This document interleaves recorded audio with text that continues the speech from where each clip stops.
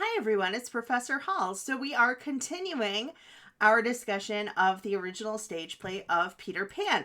This is the third lecture, and we're going to look at Acts 2 through 5. The first couple of lectures, we looked at JM Barrie, his life, his controversies, and we looked at the background of the play. In the second lecture, we talked a little bit more about drama in the Victorian and Edwardian periods, and we looked at the prologue and Act 1. Prologue dedication. It's quite long, regardless. So now we're going to look at the rest of the play.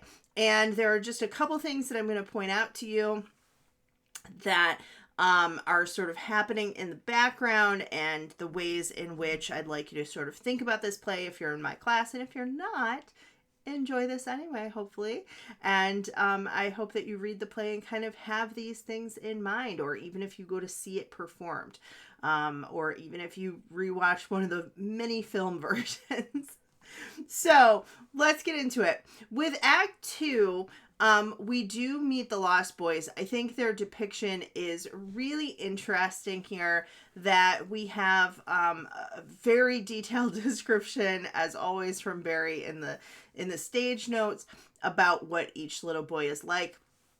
That Slightly is supposed to be very like mannered and sort of has this air of pretense, thinking that he remembers the days before he was lost. He has the name Slightly because Slightly Soiled was written in his diaper or pinafore. It's a little bit of a humorous note, but also sort of a sorrowful one, that it's the only name he knows. And maybe his mother didn't care for him enough to sew his name into clothes, and she did lose him after all. That's why he's one of the lost boys. But it is also meant to be a little bit of a humorous note for the kids watching or reading this play. Curly is the one always in trouble. And when Peter sort of reprimands them as their leader, he has to stand forward. The first and second twins, this is my favorite note, who cannot be described because we would probably be describing the wrong one. And then he just moves on from there. And they are this little band of 6. And it's very clear that they're not feral children in the way that we would have things like from the Jungle Book, that was also from this time period, right, by Rudyard Kipling. But they are very uncivilized, and they are really longing for a mother. They're thinking about Cinderella and fairy stories, and they're waiting for Peter to bring these stories back. It is also sort of interesting that the whole island seems to be waiting for Peter Pan's return.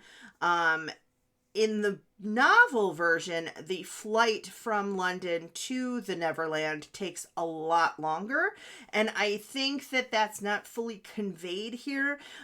There's one film version where the ice starts to melt and break apart because Pan is back, and so they sort of depict the length of the journey in that way. A lot of the film versions also have the children flying like through the universe with like planets and stars and things of that nature.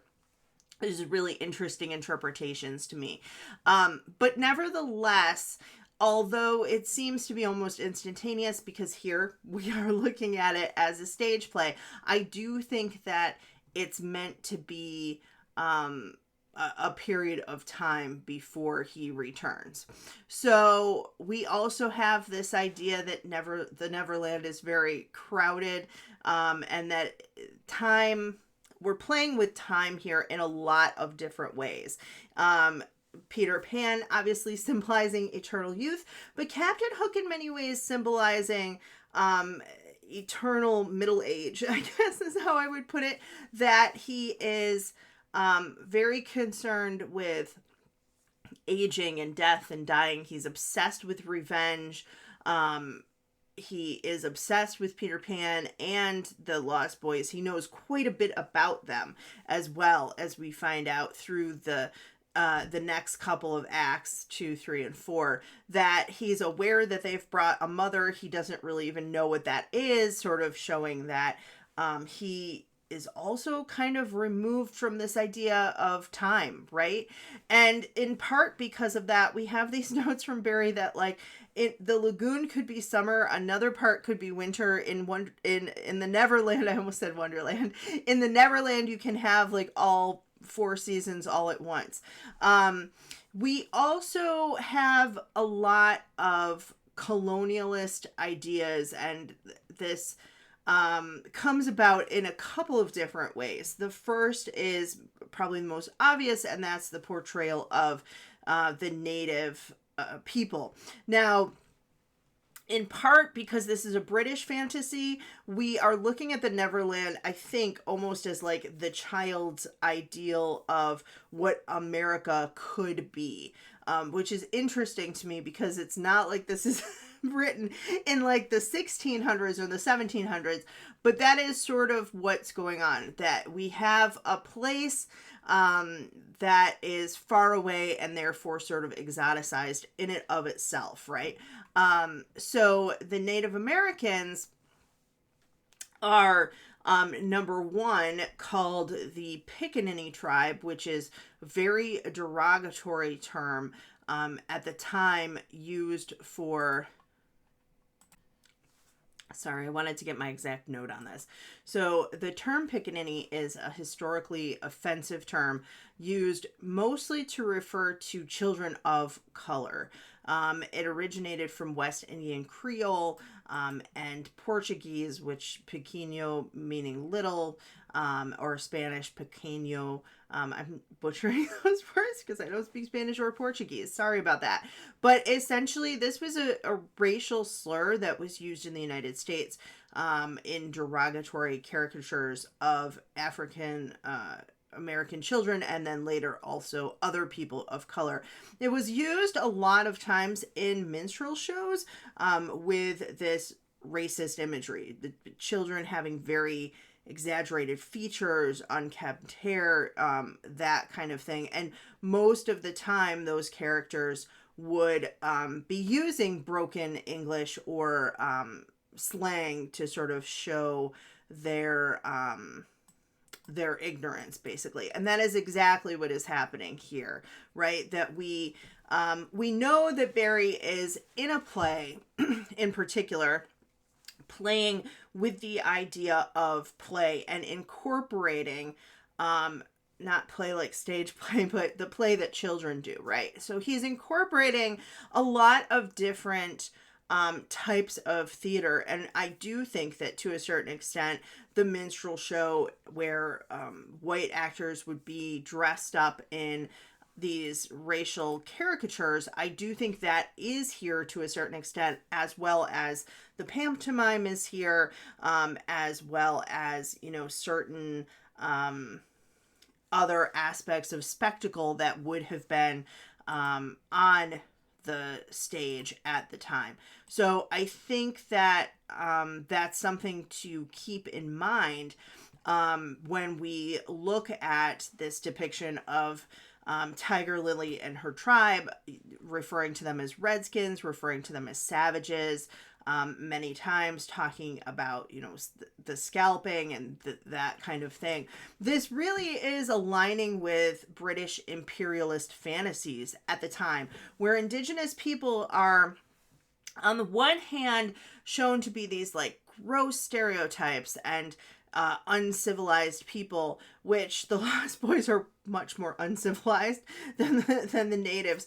But at the same point, they're romanticized as being noble. And it's an interesting dichotomy that very much, you know, mirrors these colonialist or the colonist narratives of having an untamed land that is filled with adventure and danger and conquest, and that the natives are sort of part of that conquest, and that the white British come in and civilize the land and make it subjugated unto them. And in many ways, that's what we see here. So some scholars are arguing that Barrie's portrayal of Native Americans wasn't really meant to represent real tribes, but rather a child's imagination of tribes, shaped by some of the other popular stories of the era. I would say that's probably true, but it is still a racist depiction. And I don't think we can erase that. And modern adaptations really have grappled with this, because some productions try to remove Tiger Lily's character, but you can't really do that the way that the play is structured and written. The native peoples are really integral to the story at certain parts. Other times they try to sort of recast them, and sometimes they take away the encoding of these people as Native Americans and kind of just have them be a group of people, basically. But even if they're not encoded as specifically Native Americans, they are still encoded as indigenous people. And I think that it's really sort of it's difficult for contemporary audiences, which it should be. So kind of going along with this theme, we have Peter as this like imperial adventurer, and in some ways he's embodying the British explorer. He's fearless, he's charismatic, he's dominant, he's leading this band of lost boys like a colonial leader, engaging in battles with pirates, Native Americans, and again reinforcing this idea of conquest. They call him the Great White Father. That in particular shows the attitudes toward people of color that, you know, Barrie and others would have had at this time. The Lost Boys are then sort of like settlers. They're rescued from their previous lives, and they're establishing their own society in the Neverland. So as much as they want to be free from rules, they have their own rules and structures and that kind of thing. And then Captain Hook has been said to, by many scholars, he's definitely a former student of Eton, which we will talk about in a moment. And he represents this like older aristocratic British order. He's obsessed with good form. He's kind of like this traditional imperial power. And then Wendy and her brothers, well, her brothers kind of fall in with the Lost Boys and start to forget things pretty quickly. So as she's telling them stories in, you know, into Acts 3 and especially Act 4, where we get really our domestic scene, she is a civilizing force to these untamed lands. I think that there's a lot to be said there about gender, and how women are sort of thought of this civilizing force that, in Barrie's mind at least, if you remember, he had a failed marriage that was not consummated, and in many ways he struggled with the idea of adulthood. So the idea that a woman would come in and try to civilize men, and that the men would be resistant to that civilizing force, and that they would not want domesticity, but rather they would want independence and freedom, and they want to be able to go out and conquer the land. I think that's pretty clear, that it shows a lot about his psychology, just a lot, that he probably did not intend and did not realize was there, especially in this early time when Freud's theories are just starting to float about, right? So, and many people in terms of that psychology so some people look at the book through this post-colonial lens, and they, as I said, they see the Neverland as this colonial fantasy where, you know, Peter and his men are discovering things and claiming things for themselves. Other people look at this as an interesting reframing of psychology, where Peter, a boy, is sort of in this very odd relationship with Wendy, where it's very clear in Acts 3 and 4 and even into Act 5 that she has romantic feelings for him that he cannot really comprehend or understand. You know, we saw this even in Act 1 with the kiss that's a thimble, right? And the mother's kiss on the side of her mouth that she always was sort of saving for Peter, and then she grew up and forgot about him. So so it is a little bit Oedipal in that we have a mother figure who is also sort of a potential love interest, and then we have the battle between Hook and Peter, which has often been looked at as a sort of symbolic battle between a boy and his father, where the boy is being rebellious, the father is representing the older things, and we have this like clash of wills, and it ends the way that it ends, although we'll talk about that in a little bit.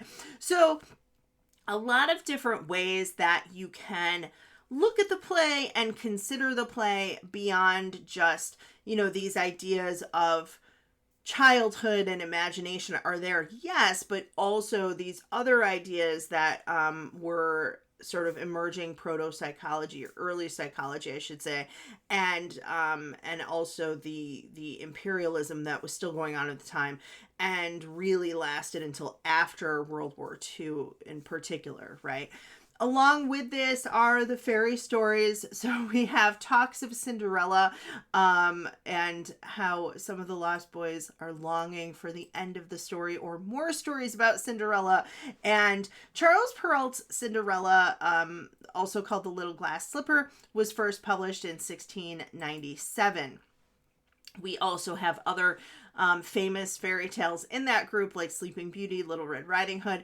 And Cinderella was incredibly popular, again, around this point in time when Barrie is originally writing this play in 1904, because of illustrated storybooks. So one notable edition of Cinderella by the McLaughlin brothers, published in 1904, had really colorful illustrations, was widely distributed, and sort of reflects this continued appeal of fairy tales at the time, right? We talked before about fairies specifically with Tinkerbell, and now we're seeing the fairy stories. We also, into Act 3, have the mermaids. And it's really interesting to me the way that he talks about mermaids, that we have in the stage directions. At times, a lovely girl leaps in the air, seeking to get rid of her excess of scales, which fall in a silver shower as she shakes them off. From the coral grottos beneath the lagoon, where are the mermaids' bedchambers, comes fitful music. What? I don't know. I'm sorry, guys. If you've never actually looked at plays, this is not the kind of stage direction we get, and yet it delights me to no end that these are the kind of things that Barrie put in his play. In what universe would you be able to have on stage a mermaid girl leaping into the air trying to get rid of her excess of scales? You can't. So you have to do something so that the audience can sort of imagine this happening. And what he is really doing in some of these stage directions is hearkening back to the book, which I'll mention in a moment, but also expanding upon what you can do on stage to help the stage manager, the director, think maybe outside the box and think about having music coming from beneath the lagoon. How would we kind of portray that? How would we show somebody jumping up into the air and sloughing off her scales, right? They would have some elaborate sets at the time. They would have some elaborate costumes. But the idea of one sort of coming up like a porpoise out of the water and flipping around, I just love it. So in the book we have, if you shut your eyes and are a lucky one, you may see at times a shapeless pool, like an optical illusion, basically, is how he's describing this. A type of primeval wood, or like an Eden in the background, there but not there. So it's basically suggested that the mermaids are kind of too arrogant to play with the kids, but at the same time, It's a reminder to the audience that these are fanciful, imaginary creatures. Some people think that these were inspired by Hans Christian Andersen's The Little Mermaid, where we get a lot more of a mermaid's personality and her story, right? Which does not end the way the Disney movie ends. She becomes sea foam and has to collect the tears of children.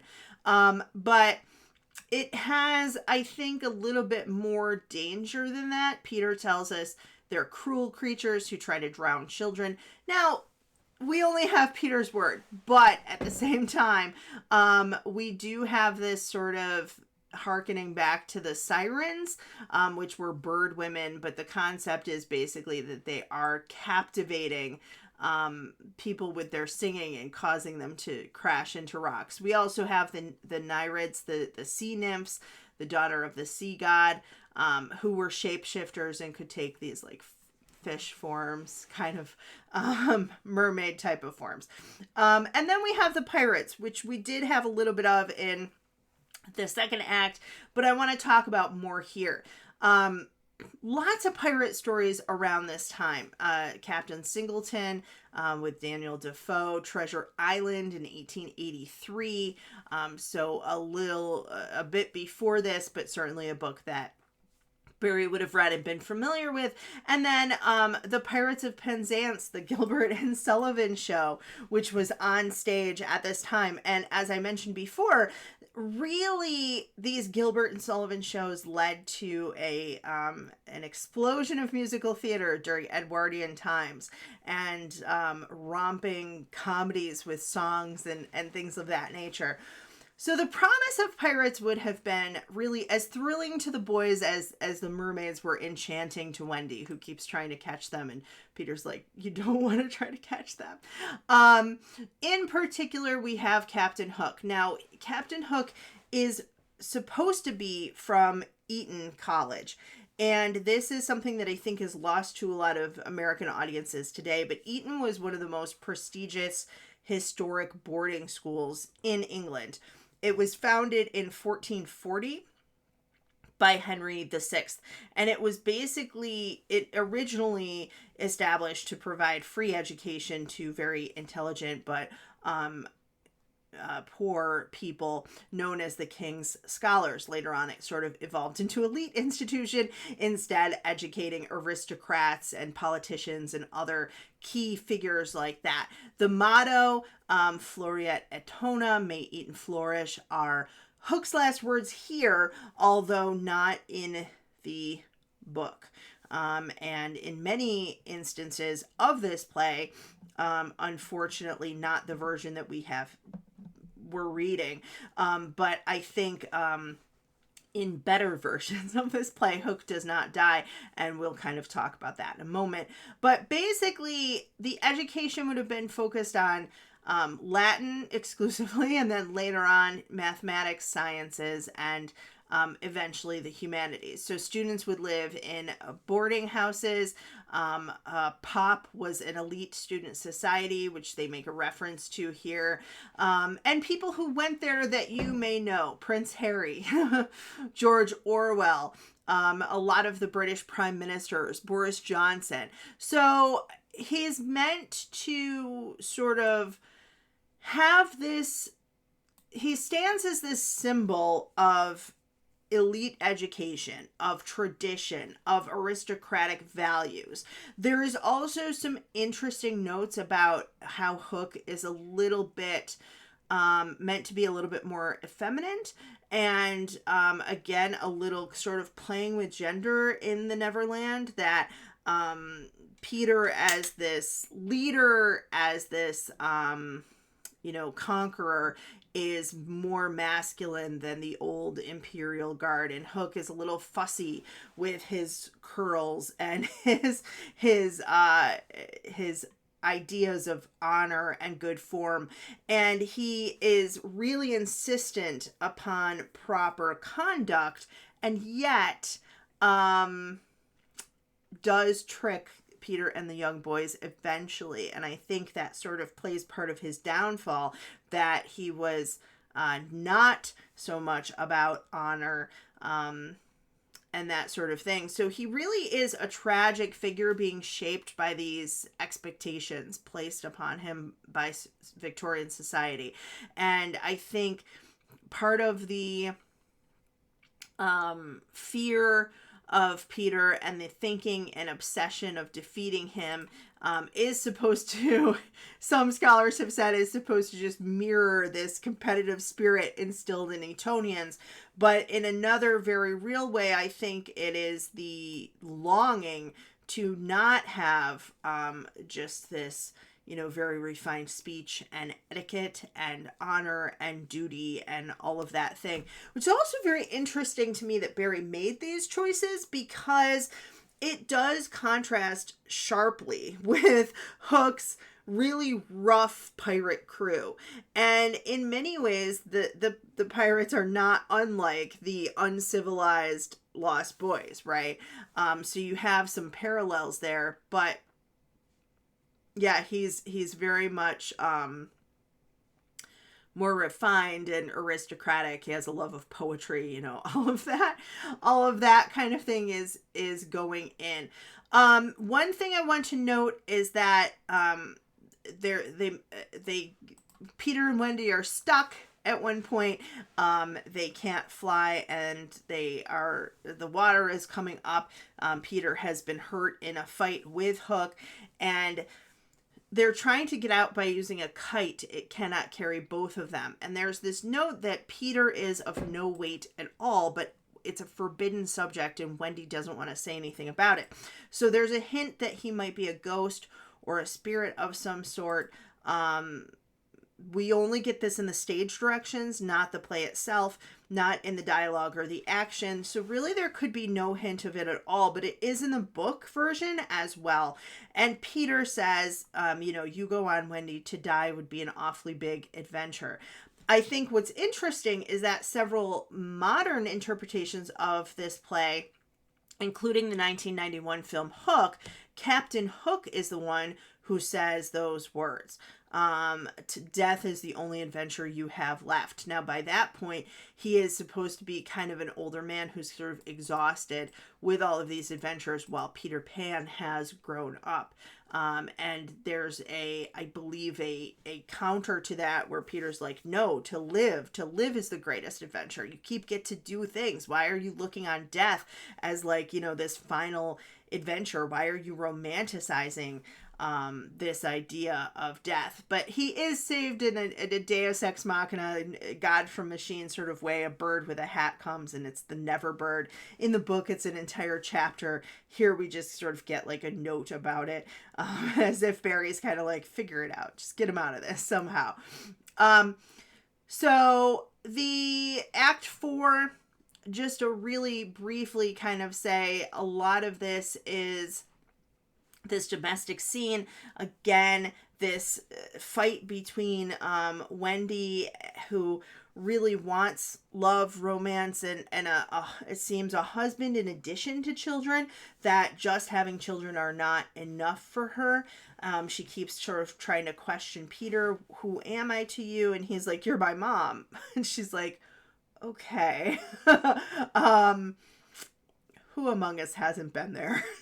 I feel like almost everyone has had experience with a relationship where one person is kind of like the parent and the other person is kind of like the child, and they never work out very well. You need an equal partnership. But at any rate, he says, she's the same as Tiger Lily. There is something she wants from me. But he doesn't quite understand what it is. We also have, in an earlier draft, Tiger Lily invites him to chase her. He says, why? Okay, I'll chase you. And she's like, well, I won't run. I'm just going to tumble in a heap. And Peter's like, well, what then? And the natives all say, then she's your squaw, meaning she's your wife. You've caught her, right? But that is taken out of this version, I think for the better, because these are still children. So, they can have little crushes and things, but we don't want to veer too much into adult matters. But it is clear that, Wendy in many ways is grown up, and we saw her play acting at being a mom in Act 1, and now here she is in Act 4, tired out and thinking about how spinster women might have it better. And I think that is a little bit of a funny note that, like, yes, she knows she will grow up someday, but not yet. She's not quite ready for all this, especially 6 kids plus her 2 brothers plus Peter. It's a lot for a little girl to handle. It always made me angry looking at the movie, because never growing up for the boys means that they get to, like, go and conquer and fight pirates and pretend to be part of this indigenous tribe. And for Wendy in the film Disney version in particular, it's a lot of, like, she does dishes, she cleans the house, she takes care of the boys. She's already grown up, and she's having to do adult things and be the parent instead of having fun. Later versions of this have her daughter Jane, who we'll talk about in a moment, being one of the Lost Boys, and I think that's so much more fun. Like, let Wendy have fun. But Tinkerbell drinks poison for Peter, and he asks her why, and she responds, "You silly ass." Another woman who loves him, who he doesn't really understand, and in fact, later at the end of the play, really forgets her entirely. We break the 4th wall. So walls of the stage 1, 2, and 3 behind. The 4th wall is here, invisible in front of the audience. And this idea of the pantomime of involving people in the play. Do you believe? If you believe, clap your hands. I saw this play live, and yes, the kids clapped hard. I mean, they were screaming and yelling and things like that. For readers, Barrie says some clap, some don't, and a few evil ones hiss. That was not my experience in the theater, I can tell you that. The novel has basically the same thing. He addresses the boys and girls who might be dreaming of Neverland, who might be the Neverland which is nearer to him than you think, who are in their 90s and in their papooses, which again, a reference to even Native children. Do you believe? If you believe, clap your hands, don't let Tink die. And Tink is saved, and she grows strong. In the book, she has a voice. She talks to him quite a bit more. She's not just this little ball of light, so I think that's sort of an interesting thing to note as well. And then we come to the end. No little children love me, says Captain Hook. And Barrie notes that in a few stage productions, children would come back or during the curtain call try to show Captain Hook that they did in fact love him, but they sometimes were too shy to say. But Hook isn't really a caricature. Like, look for the ways in which he's a more nuanced and sympathetic villain. And Wendy says, "We hope our sons will die like English gentlemen," which is interesting because Hook at this point says they'd have to disavow the king. They'd have to become pirates with him. And so we have the imperialist at the end turning his back on the king himself. Fighting with Peter and saying Floriat Etona, let Eton flourish.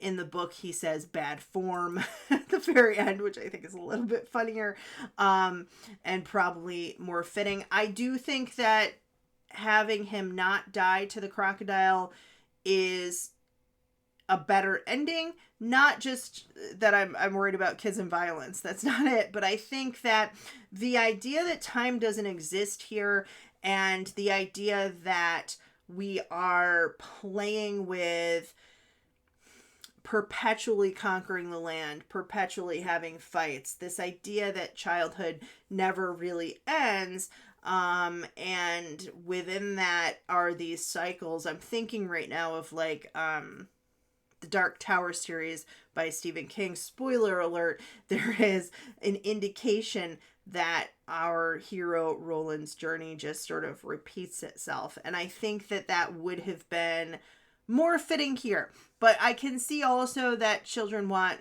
Captain Hook to have his comeuppance. Peter cries the first bit of emotion we've seen from him, and then he imitates Hook with his little hat and cigars and making fun of grown-ups, the way he imitated Hook in the earlier act by imitating his voice. So the scene 2 of Act 5 is rather long, in my opinion, especially since the rest of it has been very crowded up with quick action and a lot of things happening. So we have this very long domestic scene where the parents are again sort of worrying about money. He's like, we should sell this shadow, and our children have flown off, and that's maybe a bit famous. And then the children, though, they are both worrying about Mr. and Mrs. Darling. We have then the children come back in a drawn out scene, in my opinion, but the children come back. Each child is embraced. In an earlier draft, there was an additional scene of all of these mothers who were auditioning to adopt all of the kids, and it became a little apparently unwieldy for the stage because it would have involved like 20 mothers or at least 12, right?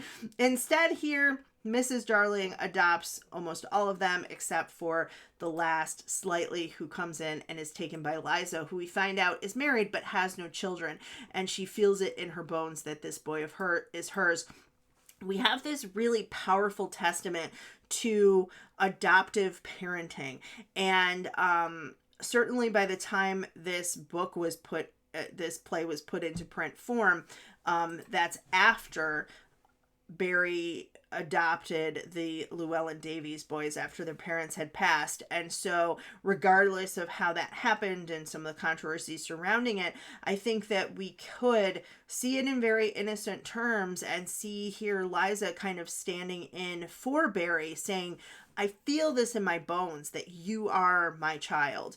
And so Slightly, who has been longing for a mother, finally gets one. We also have the addition of, in the book, of When Wendy Grew Up. It's a part of a revised version of the 1908 production, which is not found in ours, but was also published separately to great applause and acclaim. Nibs and Curly go into the office every day. Michael is an engine driver. Slightly married a lady with a title and basically became a lord, which is a funny note because that's not how that works. You can become a lady by marrying a lord, but you can't become a lord by marrying a lady. But nevertheless, he married a woman with a title. Toodles became a judge, and the father, who has a beard and who does not know any stories to tell his children, is John. So some sad notes about how they grew up. And Wendy marries in a white dress with a pink sash. She has a daughter named Jane. She tells Jane all the stories, and Jane flies off with Peter to do spring cleaning as Wendy sort of looks on sadly. We're then told that Jane has a daughter, Margaret, and we are told that Margaret will also have a daughter, and so on and so forth, to perpetually take care of Peter, this child who never grows up. So here at the end of our play, and the version we're looking at, is a sadness as Peter refuses to come with the rest of the Lost Boys. And will he find another group, another tribe? We don't know. In some versions of the play he stayed, but ultimately Barrie wanted Peter to be a perpetual child with perpetual adventures that children could imagine and enjoy. And perhaps for them, this moment is a joyous one at the end of the play. Although I think for adults, and as somebody now looking back on the play after many readings, someone trapped in eternal childhood is sort of a tragic figure. And there is a lot of fun and joy and adventure in growing up and having things like going to the office and wearing a white wig and having children of one's own, and changing and growing up is part of life's adventure. So I'll leave you guys on that note, that death is not the only adventure. Perpetual childhood is not the only adventure. The adventure is growing and changing throughout one's life.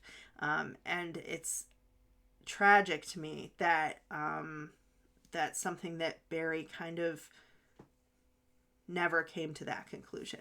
So I hope that you enjoy the play, and I hope that this kind of helped to explain and illuminate it for you. Thanks, everyone.